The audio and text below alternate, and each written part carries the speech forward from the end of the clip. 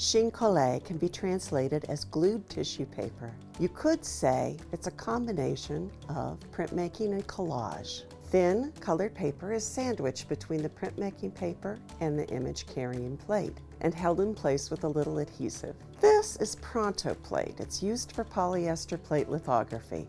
It's a simple and inexpensive way to make lithographic prints. And it's great for this technique because it's translucent, making it easy to align. It's easy to cut with scissors or a paper trimmer. Making a plate is as simple as making a drawing. You can use many familiar mediums as long as they are opaque and waterproof. This includes permanent pens and markers, India ink, or acrylic paint. Lithographic crayons are made for shading and expressive sketching.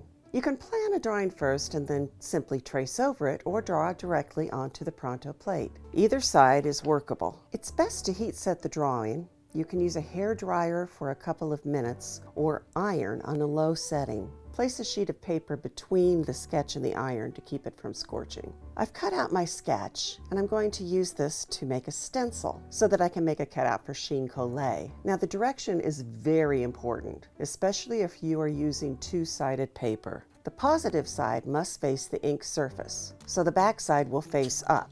If I want to print on this lovely teal blue here, I would flip the paper over to make my stencil.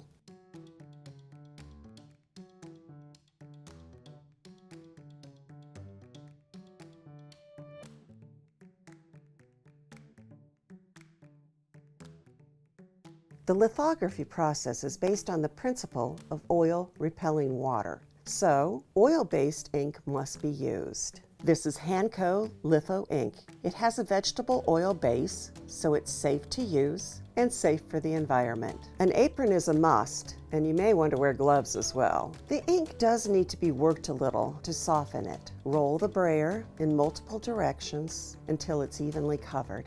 You can just use plain tap water for printing, but preparing a wetting solution is recommended. It will help keep things cleaner. To a cup of warm water, add a teaspoon of gum arabic to help increase the separation of ink and water. Shake it up, then add a quarter teaspoon or just a good pinch of citric acid. Citric acid is used in the food industry as a preserver and a cleaner, so don't be afraid of the word acid. Wet the plate generously with the wetting solution.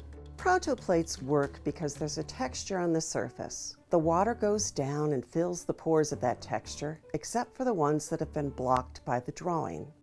Charge the plate with ink. It should apply only to the drawing. Sometimes there's an area that isn't fully wet, especially around the edges. This is where it's good to use a little of the wetting solution to clean away any fingerprints or smudges. This doesn't need to be printed immediately. If you're in a classroom and you need to wait your turn for the printing station, you can set it aside for 15-20 minutes perhaps. But before you print, re-wet and re-ink. An etching press is recommended for the best quality, but hand printing is an option. Just be aware that the ink coverage might be lighter and uneven. For this video, I'll be using a hand Baron.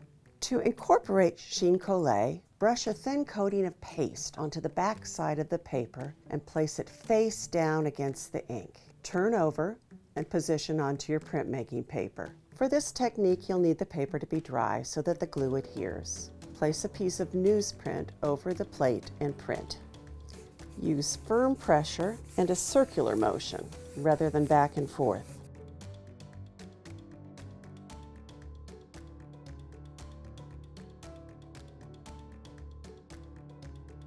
To make another print, simply repeat the wet and ink process.